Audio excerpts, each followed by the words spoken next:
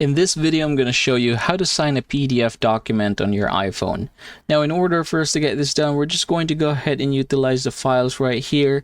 And afterwards, I want you to go ahead and open that particular document. So this is mine right here. I can go ahead and long press on it. And then down below, there is going to be an option here. It says markup with this icon right here. Go ahead and click that one over there. And then from here, you can just go over and zoom in where you want to sign. Say, for example, in this case, I can go over and click this one right here. This is the pencil icon, and then you have here a different size for the pen. Now you can go ahead and choose between the following. I'm going to choose the second one, and then you can also go ahead and adjust how black or how dark do you want it to be. If you want to change color, just go ahead and click this one right here, and you have tons of color options. Now again, I'm going to go ahead and close this one, hit the pencil icon right here, and then afterwards I can go ahead and sign it from here. So just like that. So once you're done signing, you can go ahead and click the done button right there. And then if you're going to open this, you will see that you now have there your signature.